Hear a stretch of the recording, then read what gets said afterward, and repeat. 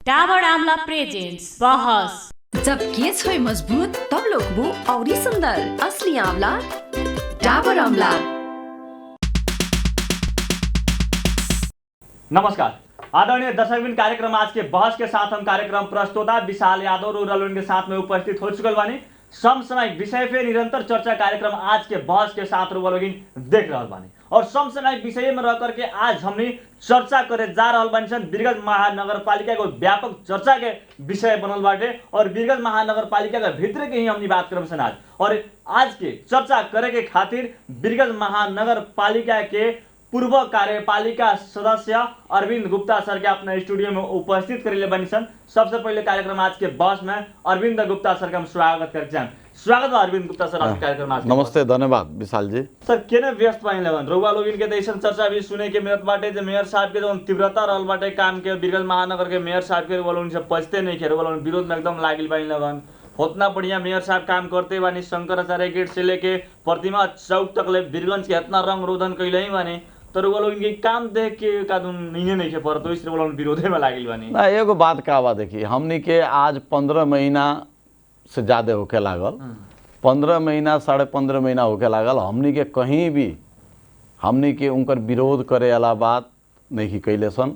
और रहल बात विरोध कौना बेरा कैल जाला, जौना बेरा जौना जे व्यक्ति जिम्मेवार रहेला और अगर गलत ट्रैक में जाला, जनता के विपरीत जाला, वो बड़ा आम जनता, आम राजनीतिक कर्मी, आम व्यक्तित्व लोग भी विरोध शुरू करेला।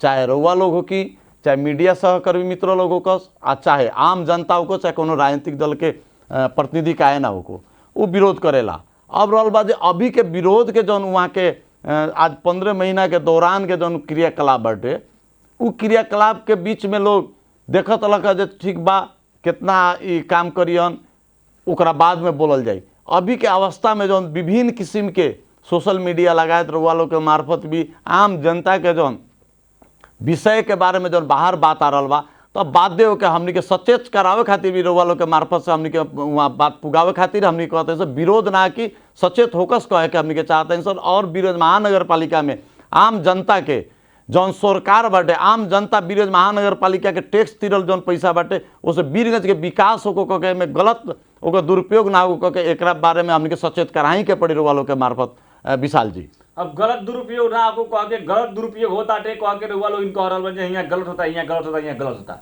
लेकिन मेयर साहब तो कहत बाड़न जे आके जेकरा पूछे के बा हमरा से पूछो, हम कागज के साथ में प्रमाण दे हम, खाली बोलला से थोड़े होई।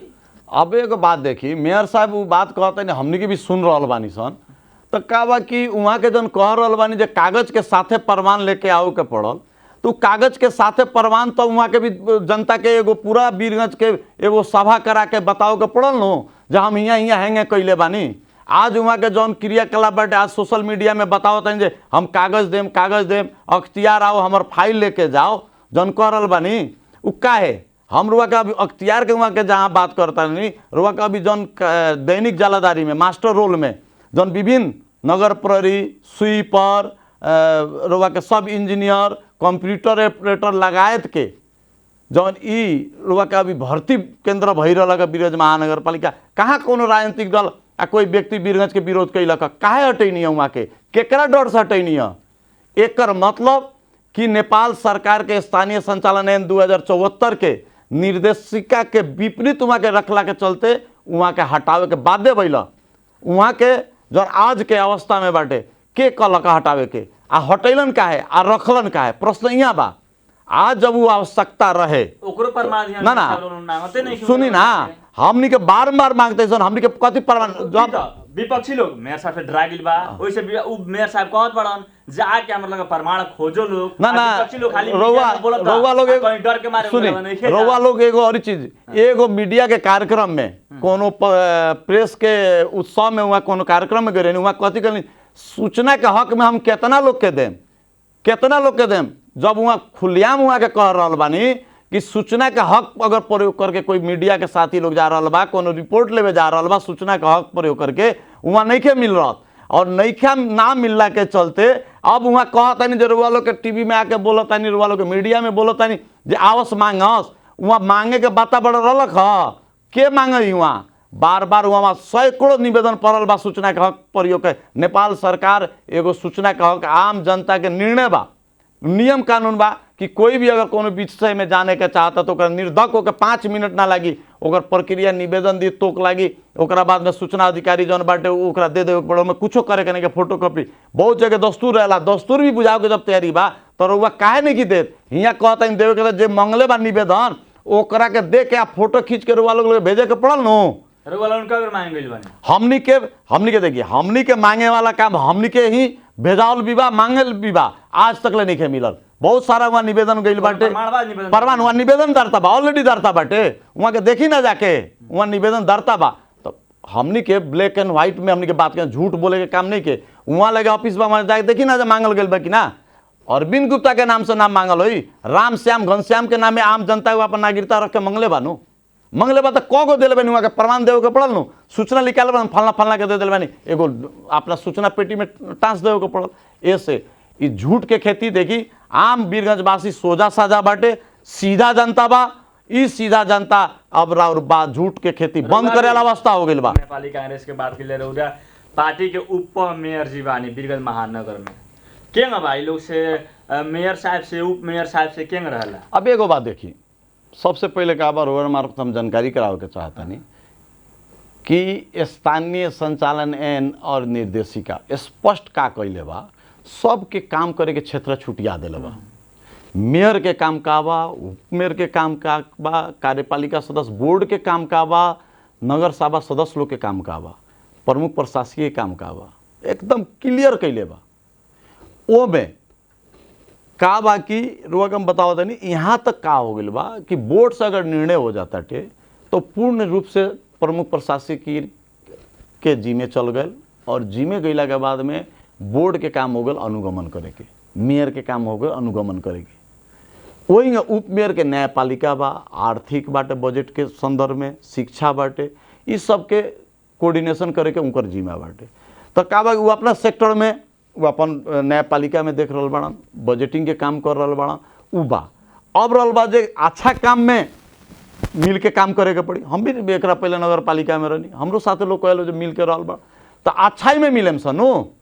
आम वीरगंज जनता के हमनी के भलो में जाए सन, मेयर साहब जइयन तो जाए के पड़ी, मगर आम जनता के विपरीत जनता के स्वार्थ से ज़्यादा अपन स्वार्थ देखल जाई ता तो हर एक जनता बोली उप मेयर बोलता रहन जगह पर।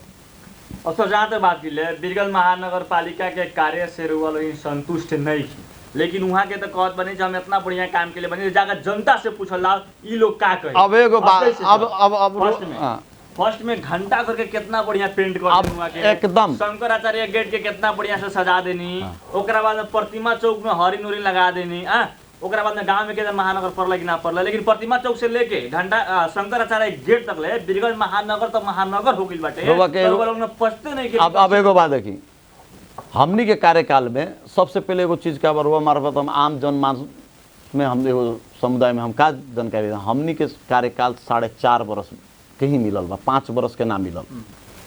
4.5 वर्ष के कार्यकाल में 2 वर्ष कोविड में भइल बा, हमनी के लगे 2.5 वर्ष काम करके अवधि पूर्ण रूप से अवधि मिलल। वो 2.5 वर्ष में हमनी के विकास और कानून 20 वर्ष के कर्मचारी तंत्र के नगर पालिका में जकड़ल कर्मचारी तंत्र के चीर के जब हमनी के जब स्थानीय जनप्रतिनिधि के ओबरा जब आयल 3 तह के सरकार बनल, 3 तह के सरकार बनल तो कानून बनावे के बनल, तो हमके सारा कानून बनावे में भी समय लगे, हमने कानून भी ना रहे और 2.5 वर्ष काम करे के मौका मिलल बा। वो जानता नहीं 2 वर्ष पूरा देश वर्ल्ड वाइड कोविड में समस्या में रहे, और 2.5 वर्ष में काम के दौरान में हमनी के कानून बने नहीं सन, एडीबी के प्रोजेक्ट संपन्न कैनी सन, नया बस पार्क के संपन्न कैनी सन, घंटाघर हमनी के भी पाला में पेंट भइल बा, शंकराचार्य हमनी के पाला में पेंट भइल बा। और कहे के चाहे शायद उनकरे आसे माने नज़दीकी लोग ओबरा ठेका भी करत रहे जौन कि शंकराचार्य और घंटाघर के सुंदरीकरण में पेंट कैले वालो। अब रहल बात घर तो बनेला, वो तो स्वाभाविक बा घर बनला तो 2 साल 4 साल 5 साल में पेंट रंग रोगन होबे करला, तो घर जे बनैलक जे पहले पेंट कैलक ओकरा के छोड़ के आज के रुआ कहे तो अब ओकरे के विकास कही लोग तो हम तो अलग बात बा, वो तो हमरा समझ में नहीं के आओ जो हमने कितना जनता सोच में। दोसर चीज रो के गौरी हम बात बताओ तनी, घंटाघर हिरेन आर्केड के सामने पहले हमने के डिवाइडर रख ले रहनी सब प्लास्टिक के, और प्लास्टिक के रख के वहाँ हमने के डिवाइडर रख लेनी सब। अब वो डिवाइडर प्लास्टिक के हटा के वहाँ लोहा के बन गए। अब बताई पहले विकास सही भइल बा, हमनी के जौन डिवाइडर बनैले रहनी सन, अब ओकरा के लोग कहता बहुत सुंदर क्या बा। दोसर बात कम सर सफाई के, सर सफाई पीपी में बाटे, पीपी में बा, और पीपी में वो बड़ा हमनी के कार्यकाल में पीपी लागल, और वो पीपी में लागल ओकर एगो जनशक्ति रहे, एगो प्रक्रिया जीमा ओकर बा। आज 1 से 92 आदमी के ऊ वहाँ के नौकरी देनी, जबकि पीपी में भइल सर सफाई के नगर पालिका एक्स्ट्रा आदमी रखे के ना मिली। वो तो पीपी एग्रीमेंट कैले बा 5 साल के, और 5 साल के अवधि समाप्त हो गई बा, फिर भी रउआ का कैले बानी आर को व्यवस्था ना होनु जेल सम्म को लागी ओकरा के रउआ ठेका दिले बानी। रउआ जीत के गई तो कहता नहीं पहले का हम पीपी हटेबे करे, आ फिर पीपी से रुआ काम कराओ तनी। राउर नियत हमनी के समझ में, रुआ खुद बोलता नहीं, हमनी लगे प्रश्न नहीं के प्रश्न रुआ उपजाओता नहीं, उत्तर हमनी के देवे के पड़ता। रुआ समन्वय समिति के चुनाव संपन्न भेल, वहाँ गाला चीर के चिल्लाइल बानी कि हम पुरानका बस पार्क के शटर ना बने दे, भाड़ा को लाई खाली छ। अभी देखी पूरा शटर तैयारी हो गए। वो दिन एगो इंटरव्यू सुननी जे ओमे दारू के दुकान ना होटल खुली, अच्छा ओमे व्यवस्था पर हाँ जो हो सकता अपन कार्यकर्ता के भी कहीं ना सुनी ना। अब एक बात देखी रउआ का कहनी टेंडर हमनी के पाला के लागल, एमे दुमत के बात नहीं के स्वीकारे के पड़ी। टेंडर में हमनी के जब ओबरा अगर गलत रहनी सन तो रउआ ओकर टेंडर के खारिजी कर देवे के चाही, तब हमनी के गलत प्रमाणित होती सन। ओ बेरा टेंडर देवल चीज के आज ओ बेरा कहनी रउआ जो हम ना देम, खाली करा देनी, रोक देले बानी। आज रउआ ओकरा के पुनः ओकरा के शटर तैयारी हो गला, रउआ कहते नहीं बहुत अच्छा काम हो गया। कथी काम हो गया बा महाराज? सेटिंग हो गए। आजकल तो मीडिया में देखते हैं सेटिंग नगर नाम लोग रखे लगल। तो एगो चीज का आवाज रउआ सत्य बात उठैला पर नेताजी, सत्य बात उठैला पर व्यापारी लोग का बोली, ऐसा भी बात होता व्यापारी लोग का बोली ना। एगो बात देखी व्यापारी लोग जे भी बात सत्य बात तो बोलने से आवता ना, जैसे अभिन के मेरे साहब कह रहल बानी जे व्यापारी लोग का बोली, ऐसा भी अंतर बता व्यापारी का बोली हन, ऐसा नहीं सुनी ना ना। तो व्यापारी का बोली हन समय बताई, उस समय बताई। आज ना ना हम टेंडर उहे के पहले बोल लीजिए ना शटर खोले दें वहाँ कुछ ना होई। अब कहता नहीं, वो दिन एगो टीवी में हम भी सुननी जो वहाँ बहुत अच्छा होके जा रहा बा, हम अभी ना कहें। तो इस सब का वजह बोले से पहले सोचे के पड़ल, कार्यान्वयन केंग होई, अध्ययन करे के पड़ल, जाने के पड़ल। अब वहाँ का ऐसा सलाहकार जब रख दे, अब का बोले में जहाँ तक नेताजी का बोले में एगो बात कथी आई। कुछ दिन पहले बीरगंज महानगर पालिका में महीना के अंतिम दिन 2 दिन मेला लगावल जात रहे, कुछ दिन के बाद मेला बंद कर देवल गई। तब व्यापारी का बोलन कि अब के का बोले, अब बताइए। अब वह चीज हमनी के 5 साल 5 साल कहे के पड़ल, हमनी के 5 साल में ये सब ना कोई नहीं सन। हमनी के चटक पटक राजनीतिक ना कोई नहीं सन, लिपस्टिक पाउडर लगा के घूमे वाला काम ना कोई नहीं सन, क्रीम पाउडर ना लगे नहीं सन। हमनी के न्यूनतम पूर्वाधार, हमनी के समय कम बा, हमनी के न्यूनतम जौन की शिक्षा, स्वास्थ्य, विकास, निर्माण पूर्वाधार के एकरा के दीगो विकास ओरी ले जाए के पड़ल। एकर आवे वाला दिन में एकरा के दिन पर दिन लोग यही पर थपत जाओ, आगे बढ़त जाओ। हमनी के चटक पटक ना कोई नहीं सन, चटक पटक ना कैसे, जैसे कि अभी शंकराचार्य गेट कहनी, रुआ घंटाघर कहनी, हमनी के कैले काम के, हमनी कैले काम के। अब हम तो पूर्वाधार के 5 साल संयोजके रहनी, हम सर सफाई भी डिपार्टमेंट देखत रहनी। तो का बा कि हमरा इस चीज़ के अनुभव बा, हमनी के एडीबी संपन्न करे करे, दोसर का एडीबी लियाओ करे, एडीबी संपन्न करके दोसर का एडीबी लियाओ करे, बस पार्क संपन्न करके बस पार्क के लियाओ करे, डंपिंग साइट के हमनी के संपन्न करके डंपिंग साइट के बदला में और बजट लियाओ करे, ट्रीटमेंट प्लांट संपन्न करके ट्रीटमेंट प्लांट के और बजट लियाओ करे। हमनी के प्लानिंग रहे, हम पूर्वाधार में रहनी, एगो प्लानिंग रहे कि हमनी के संपन्न करके दोसर बजट लियाओ के बा। समय कोविड हमनी के बर्बाद कर दिलक। उस समय हमनी के जो रहे उस समय में हमनी के कार्य संपन्न भल, उस समय में हमनी के वर्क करे के समय में हमनी के नाश करनी सब देश भर के अवस्था ओकरा से बिगड़ल, आर्थिक अवस्था बिगड़ते चल गए, उ ना आवे सकल। ओ से का बा कि अभी चटक पटक में उहो आदर्श नगर के एगो कार्यक्रम संचालन भल मनोरंजन का। ठीक बा, बैसाख नया साल में एगो रखी कोनो तीज त्योहार पर रख देनी, अच्छा चीज बा। ओमे अभी तकले काहे ना सोबल जनता के जे उ पैसा कहाँ से 1000 रुपया एगो स्टॉल के जमा ले ले बानी अपने, और पर डे 500 आदमी सवेरे और संजय खाना खात रहे वॉलंटियर। केकर पैसा, कितना खर्चा भल, ओकर बजट कहाँ से आयल, उ कार्यक्रम के पैसा के हिसाब किताब वीरगंज जनता जाने के चाहिए कि ना चाहिए। वीरगंज जनता के लोग, जनता टैक्स दे रहल बा, ऐसे टैक्स दे रहल बा कि अपन वीरगंज के विकास हो को कह के काहे ना भाई ई बतैले बानी। वहाँ के चिल्ला कह रहल बानी हमर अख्तियार फाइल लेके जाओ, जनता से हम पूछे के चाहतनी, जाने के चाहतनी। कबो कबो कह देंगे अच्छा मिली तो हम कहेम जनता के बताएम, कबो कबो कहेंगे बांटियो देम कह के जनता में, इहो सब बोले नहीं। तो का भाई एगो अभिभावक के जिम्मा बहुत बड़ा वीरगंज महानगर पालिका के अभिभावक तो करल व्यक्ति के हर एक शब्द के गनल जाला। वहाँ के कुछ बोले के बाद सोच समझ के बोलती। अब सलाहकार ऐसा ऐसा रख ले बानी जौन की पूरा वीरगंज महानगर पालिका के विकास निर्माण के बहुत बड़ा बाधक के रूप में एक आदमी वहाँ जन अभी नियुक्ति भइल बा, जौन वीरगंज महानगर पालिका से रिटायर आदमी के आज लाखों रुपया के तलब दिया जा रहा बा सलाहकार के रूप में। कलम नहीं के चलत, सलाहकार के रूप में। रुबा राजस्व में देखी रिटायर कर्मचारी के रखल गइल बा, काहे खातिर? रुबा ऑफिस में कथी के सलाहकार ले रहल बानी का? पहिल का केंगा मिला होला होंगे। अब राजस्व की बात कर राजस्व में ही बात है जे रुबल उनके कार्यकाल से बेसी हमर राजस्व उठल बाटे कह के ऐसा भी। अब केहू आगे फाइल चेक करो ना, फाइल चेक करो तब था लागे केकर राजस्व बेसी उठल बा कह के ऐसा भी बात आवता। खाली रुबल उनको कहत बानी जो उनका कार्यकाल से भी हमने अपना कार्यकाल में राजस्व उठेनी सन, लेकिन वहाँ फाइल चेक करावे खातिर तैयार बनी तर फाइल चेक करे नहीं की जाए। मैंने एगो पहले बात बताई, पहले कहा रहे कि ज़्यादा टैक्स तीरे वाला के सम्मान कल जात रहे, बुझनी उ रिकॉर्ड आवत रहे। तो वहाँ के सब चीज़ लोग चेक करी, मानी हमने के राजनीति करता नहीं सन तो हरदम ऑफिस में जाके चेक करम से तो लोग जरा कामे नहीं के, आम लोग के काम करावे के चाहिए।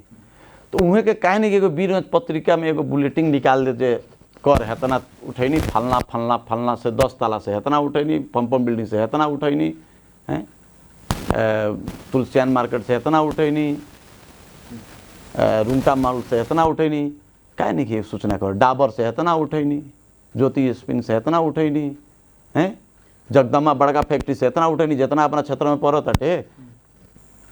कमेंट आओ के मतलब जेंगे कर्मचारी हटाओल गए, अख्तियार चिट्ठी दिलक, सतर्कता केंद्र हाकिम के दिलक, साबर रात पागल होके वो अभी तक चिट्ठी ना लिखाइल रहे। जे कोई अगर रखता मास्टर रोल में तो अपना घर घराना से तीरे के पड़ी, जिंसी वाला के बंद ना कल जाला, वो तो सीधे को निर्णय बोले पहले निर्णय बोल तो उनका कहाँ चिट्ठी लिखले बनी ये हाकिम साहब, सीधे हटा देनी, बात खत्म। अब किर के चिट्ठी रुआ देखी जो साफा कोड कैले बनी हाकिम साहब, आई गौरुआ के बताओ तनी अब की रईसन जन्म जब से भइल हुई वीरगंज महानगर पालिका, पंचायत कार्यालय, नगर पालिका, उप महानगर पालिका, इनकरा ऐसा क्रॉप हाकिम अभी तक ले नहीं रहे। काहे हम कहता नहीं, हमनी के भी नगर पालिका में रही तो हमनी के भी इच्छा रहे वीरगंज जनता के युवा के रोजगार देवे के, मगर कानून वहाँ ना मिले। हमनी से रउआ से आग्रह बाटे, हम गलत, हम यहाँ जनता के सेवक बानी, हम गलत बोलतानी तो हमरा स्वीकारे के पड़ल नो। हमनी के कोविड के समय में सारा घरे घर लोग सुता रहे, हमनी के ले जाके दावा से लेके बीरो से लेके इंडिया से हमनी के बाल बच्चा पढ़े वाला जो बा लियावे तकले के हमनी के व्यवस्थापन कैनी सन। हमनी के 2 साल हमनी के काम कैले बानी, फर्स्ट वेरिएंट सेकंड वेरिएंट में दवाई तकले घर घर में हमनी के पुगेले बानी सन, तो हमनी काम कैले बानी सन, हमनी के डर नहीं के। विपक्षी लोग के तो डर लागत था ना तो ओ से रुआ काहे कहनी है कि अभी के अवस्था क्या हो जाता है, सुनता नहीं कौन चीज जे ज्यादा न्यूज बना तो ओकर हैक हो जाता है। हाँ ओकर दे देखी अब सुने में क्या होता है, ओकर मोबाइल हैक हो जाता, ओकर ट्विटर हैक हो जाता। ए भाई ये कौन चीज है? अधिकार है, प्रजातंत्र, लोकतंत्र। ये लोकतंत्र में बोले का अधिकार सबके बा। प्रधानमंत्री के बारे में रुआ सोशल मीडिया में बोल सकता नहीं, राष्ट्रपति के बारे में बोल सकता नहीं, न्यायाधीश के बारे में बोल सकता नहीं। हम कौन महाराज हैं? हम भी तो जनता के एगो होती है। वीरगंज के बेटा तो हम हैं, वीरगंज के बेटा तो एगो कोई नहीं के। वीरगंज महानगर पालिका में जितना जन्म बा, वीरगंज महानगर पालिका भीतर जितना नागरिक बा सब वीरगंज के बेटा है। कारण जे अभी के हम बहुत साथी लोग परसों चोटा हम सुननी जे केकरो गोजी भर देम तो न्यूज ना भाई आ ना ता भाई ए भाई तू तो अपने मेयर साहब कहता नहीं, अपने रउआ कहता नहीं कि हम गोजी भरेम तो प्रश्न तो रउआ जन्मावता नहीं नो। अभी तक ले पहिलका टीवी चैनल है वीरगंज के जे आज ही एक हफ्ता से हम देख रहा बानी जे रउआ हमरा के भी बोले नहीं और लोग भी बोले बानी। 20 नंबर के वार्ड अध्यक्ष भी अपन पीड़ा भोग का तारन सत्य तथ्य हम लोग बोलेम सर, सीधा बात। तब बात क्या बा जे शुरुआत कैनी अब हमनी के आंसर जइया बोलाई रउआ मार्फत कहते जेकरा जहां बोला हो के बा जैसन इंटरव्यू लोग बा उतने ना जहां वर्क करी वो सुने बाटे हम बस सत्य तथ्य रउआ नहीं डर कोई अब एगो हम बताओ तनी हम नगर विकास का 10 कार्यकाल बैठल बानी। 62 से लेकर 64 साल तक ले नेपाली कांग्रेस के प्रतिनिधि नगर पालिका में कैले बानी। जिला विकास में उपाध्यक्ष के रूप में ओबीसी के बैठल बानी। हमरा मालूम बा हमरा जौन कार्यकाल के सफल कार्यकाल के रूप में हम आइल बानी और सफल कार्यकाल के रूप में अइला के चलते हम जौना बेरा हम जितना काम के लिए प्रश्न कर सकता अरविंद गुप्ता तू इतना कैले बड़ा कह के ऐसे वीरगंज के आम जनता के चाहना बा शिक्षा स्वास्थ्य भौतिक जब तक ले शिक्षा स्वास्थ्य रउआ सही ना करे तब तक ले रउआ विकास ना होई। सर हमने कार्यक्रम का अंत में आ चुकल और हम रउआ से आग्रह करें बहुत सारा बात अभी छूटल बा। शिक्षा में हम घुसबे ना करी, स्वास्थ्य में घुसबे ना करी। पुनः रुआ बोलाई शिक्षा संबंधी में 20 नंबर के वार्ड अध्यक्ष जौन कहले बड़ा कि बड़का स्कूल वाला लोग के 9-10 कहाँ बाटे उमे काहे ना ताला मारल गए। शिक्षा के तो काम कहीं नहीं हुआ, अच्छा बात बा, मगर वहाँ काहे ना मारल, वहाँ प्रमाण देवे के पड़ल, बोले के पड़ल मेयर साहब के, शिक्षा समिति के लोग के बोले के पड़ल कि बीपीसी के कहाँ बाटे 9-10 और स्कूल के कहाँ बाटे। छोटा मोटा जो शिक्षक 10 गो 20 गो मिल के संचालन करता लोग शिक्षा में तो मैं ताला मार देता नहीं रुआ। वो तो उनकर बोर्ड के सदस्य ही रुआ के मार्फत कह ले बा, एकदम सत्य बोल ले बाड़ा। वो से रुआ लोग के मार्फत भी आग्रह करे के चाहते हैं बोर्ड के साथी लोग के। हम बोर्ड में बैठल बानी, हमारा बारे में बहुत लोग जानत हुई, बोर्ड के साथी लोग 162 गो जनप्रतिनिधि उभरा रहे लोग, उभरा जानत रहे लोग कि आपन अधिकार खातिर स्थानीय सरकारी संचालन एन केकरो बजट ना काटी, केकरो से कहीं जाए के ना पड़ी, बजट दौड़ के आई जंगे सांसद के आवेला वही वार्ड के भी बजट जाई। वो बजट के चक्कर में और आम जनता के बिहान चल के स्थानीय तौर पर विश्वास ना घटो कह के जनता के हक में वालों काम करी। और हम अंत में रुआ से क्या कहें कि वीरगंज महानगर पालिका के सद्बुद्धि भगवान देश वहाँ के कि वीरगंज के जनता के हक में और आपन जौन तरीका बाटे हाव वाह वाह जो जनता पर आम जनता का नकारात्मक असर पड़ता, बिहानचल का हरेक राजनीतिक दल पर प्रश्न के चिन्ह खड़ा होता टे वो सुधारस और वीरगंज जनता के साथ में रहस विकास करस। उनमें भी हमने के सत्य में हमने के आगे बनी सन, अच्छा में बनी सन, गलत करम यही रुआ लोग के मार्फत और साथी लोग बुलाई लो हम ये विरोध करम सन। और बहुत सारा बात बा फिर रुआ बुलाएम मौका देम फिर कहें इतने कहते हुए और रुआ लोग माई टीवी के संपूर्ण प्रबंधक अध्यक्ष लगाए संपूर्ण टीम के साथी लोग हम धन्यवाद देता नहीं। हम अपना पार्टी के तरफ से भी, हम क्षेत्रीय सभापति के तरफ से भी, व्यक्तिगत अपना तरफ से भी रुआ के धन्यवाद देता नहीं और पुनः बुलाएम करके आशा के साथ विदा होता हूं। धन्यवाद, नमस्कार। टेलीविजन के प्रस्तुति में समय देने का नमस्कार। आदरणीय दर्शक भी आज हमने के साथ में रहने वीरगंज महानगर पालिका के नेपाली कांग्रेस से पूर्व कार्यपालिका सदस्य अरविंद गुप्ता जी समसामयिक विषय पे हमने बात करनी है। आदरणीय दर्शक भी आज के कार्यक्रम के बहस से हम कार्यक्रम प्रस्तुता विशाल यादव विदा लें। देखते रहिए माई टेलीविजन का प्रस्तुति। नमस्कार।